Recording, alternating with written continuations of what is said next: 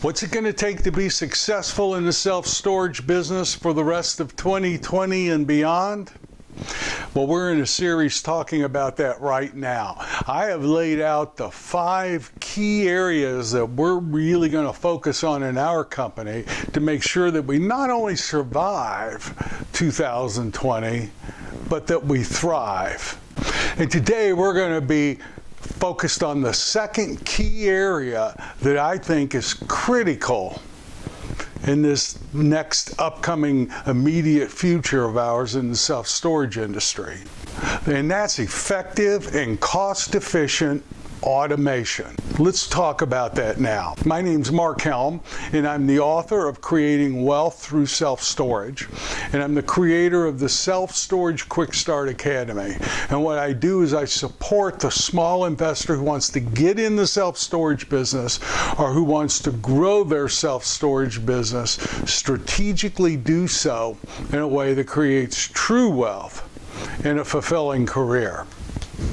And I really think these key areas are absolutely critical to focus on, because this is what's going to support your ability to be relevant and effective in today's reality as well as the upcoming year or so.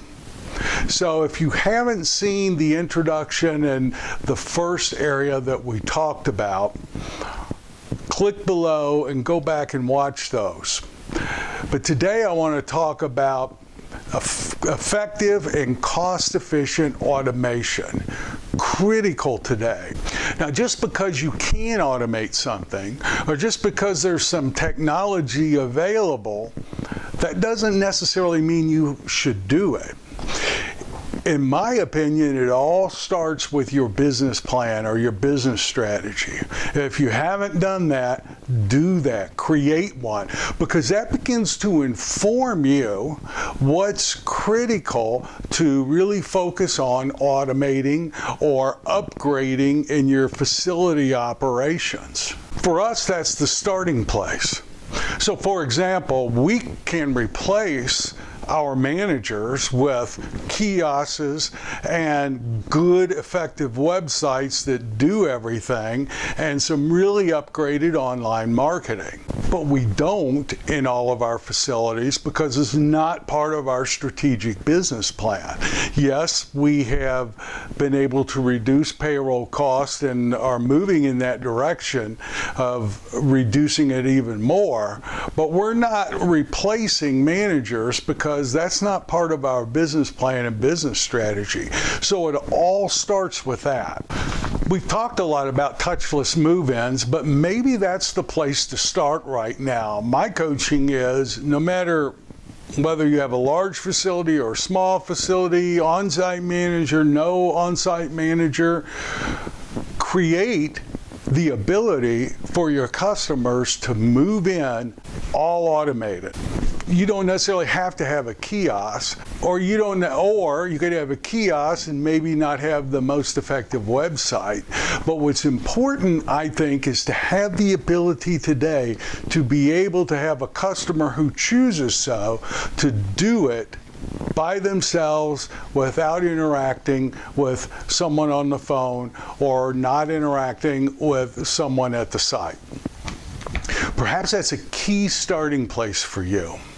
Because if you have the ability to create that at your facility, what you've done is you've connected a number of things. You've connected a security system, if you have it, with your operating system, with your website, with your point of payment, with printing out a lease, getting online signatures. All of that is connected together to create the opportunity for a customer to move themselves into your facility. Much of the customer base today is demanding that, really wants that. And that's a great starting place. If you don't do that now, focus on creating touchless move-in. My suggestion is if you don't have touchless move-in, start with your operating system provider or start with your website provider and find out what would be required based on what your technology is currently, what would be required to create touchless move-in. In episode 255, I went in a lot more detail about this feature. There'll be a link below where you can go see episode 255 if you want to explore it a little deeper. The real art to automation and cost-effective automation is to determining your ROI, or return on investment. There are basically 3 areas to focus on when it comes to automating or upgrading using technology. And that's your software, your online solutions, and your gate and entry access. Let's talk about those briefly. It's really amazing to me how good the operating software is today. I've talked about that before, but most of the operating software out there you can purchase is phenomenal. We only use a portion of what's available to us with our operating software. In my opinion, what makes the operating software so good is its ability to integrate with all the components in your facility, like unit doors, like gate entry, website, auto billing, merchant processing. It even connects with my email inbox daily, sending me the exact reports I tell it to. The software is phenomenal.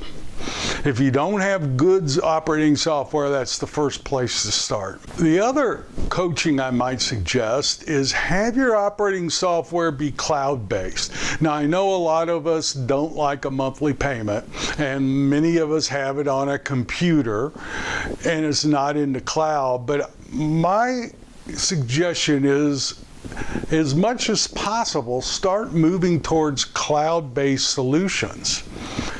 You know, for example, I sell the financial analysis software, Storage World Analyzer. It helps people run, it's not involved in operations of a storage facility, but it helps people analyze facilities, particularly when you're looking at putting them into service or building them or buying them.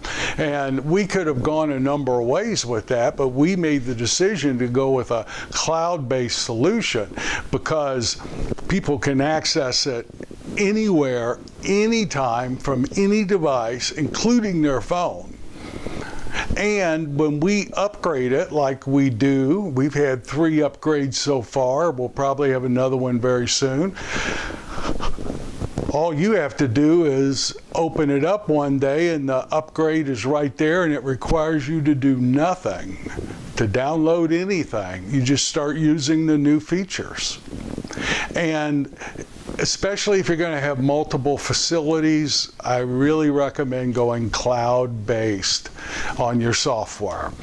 Now, for online solutions, your website is the center of it all. Now, in this new reality we find ourselves in, it's absolutely critical, in my opinion, that your website integrate with your operating software. And not just integrate and show prices, but be able to do a transaction all the way on your website, be able to take payments, be able to rent units, be able to reserve units, anything that a customer can do in your store, have it available on your website. In today's new reality, I know we all get tired of that term, but that's what's critical. Here's what's great about it. Somebody could show up at midnight, they haven't paid, they realize they haven't paid. They could either walk over to the kiosk or pull their phone out, pay their bill with a credit card. Now their gate code would automatically work. It didn't work before. They can get in, and you could even automate to the point where there's an automatic unlocking of the unit. So they could pay at midnight, and at 12:01 their unit's unlocked. Kiosks are a lot like having a large website right there at your facility entrance where somebody can complete a transaction, pay a bill, even buy some retail items, buy tenant insurance. I have one friend of mine who got rid of his kiosk and put in a large touch screen that's hooked up to nothing but their website. And they use their website now as a replacement of the kiosk. He just felt the kiosk was a duplication. And that touch screen can't go anywhere else but to their website. And he can do everything on his website that he could with the kiosk. Here's a good pro tip. Make sure your websites are mobile friendly. Now, usually that means you got to do nothing, but just make sure that your website provider can make a dynamic website, which means your website will convert itself to show up optimally on whatever size screen you happen to have in your hand.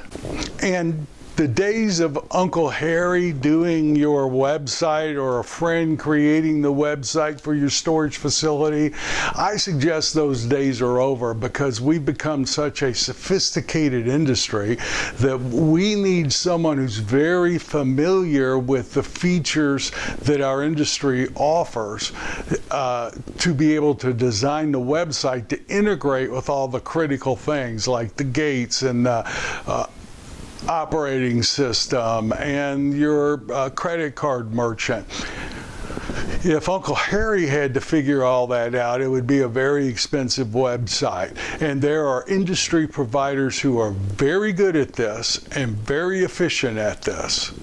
And my coaching is use those industry providers that the ISS and the SSA say are good. Now, the last kind of space that you could look at for automation today is entry points, gate entry into the units.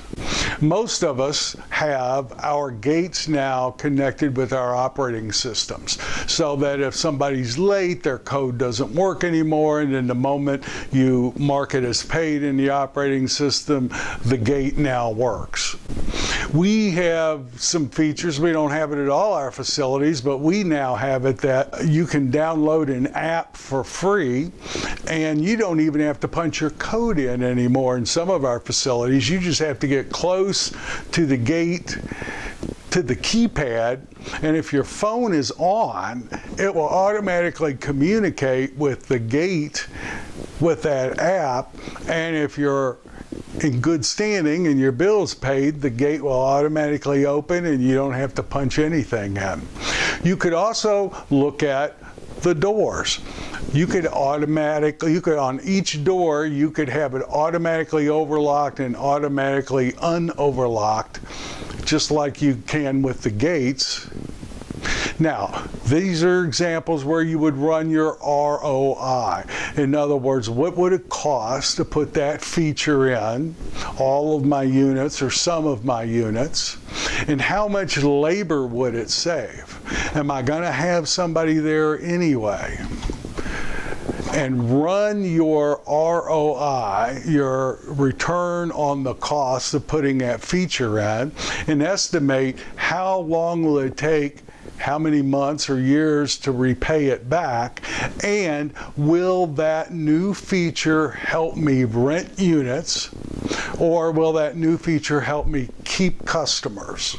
Here are the specific questions we answer as we ask ourselves as we look at any feature we're thinking about using or upgrading or automating.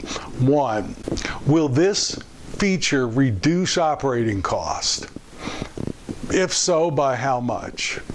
If the answer is yes on reducing the operating costs, how long will it take us to recoup the cost of putting that automation or that feature in? Does our competition offer that feature? 4, will it help us rent units? This is the way I think about automation today. A good example would be, let's say your business strategy is you want to buy smaller mom and pop type facilities under 50,000 square feet or 2 million and under, and you want to bring those into today's operational standards. Well, a good strategy might be, for example, to look at facilities that are owned by somebody who just owns one or not a big company. Usually they run them and pay themselves, or they have employees. And perhaps what your goal is to find facilities that have on-site staff and replace them with automatic door locks, kiosks, and websites, and automate the move-in function of that facility and reduce the payroll from, let's say, a full-time manager down to one person 10 hours a week. You can easily determine the difference in the operating costs, the cost of doing the upgrades, how long it would take you to get a return on that, and what it would be, and how that would impact the value of your asset. That's an effective way and a cost-efficient way of looking at what isn't critical in the automation. For example, we made the decision not to put the automatic door locks on there. Why? Well, because we have someone on site the majority of the time. Not all the time, but the majority of the time. It would have taken us a long period of time to recoup that cost, and it wouldn't have saved a whole lot in labor because we have someone on site right now. So we decided no on that. But we did put the kiosks in place. Why? Well, because we tested it at one facility. We saw how many move-ins we got from having that kiosk. We know the average value of our customer, and we saw that we can put kiosks in our facilities. They more than cover the monthly expense of it, and it would take about 20 to 24 months to get a return on that investment, and it reduces our operating costs because our payroll costs went down. So as you look at automation, and particularly as new automation opportunities come, and they're coming in waves now in this industry, it's evolving fast, use those questions and use your business strategy to determine if this particular automation might be effective for you. Look, this industry is evolving and becoming very sophisticated fast. Customers are demanding and expecting new levels of service. Be sure that you can meet the needs of all your customers. Here's what I would suggest. Your competition's doing that now, or assume that they are. And to stay relevant and to stay alive in the immediate upcoming future, really look at what can I automate to reduce my operating expenses. Because when we get into the operating expenses in a few weeks, you're going to see that these are going up, and there's very little we can do to stop that. This is one area that we can begin to impact those. So look closely at it, and wherever you are in your facility, let's take it to the next level. Thank you. My name is Mark Helm. I'm the author of Creating Wealth Through Self-Storage, and I'm the creator of the Storage World Analyzer, that cloud-based tool we were talking about.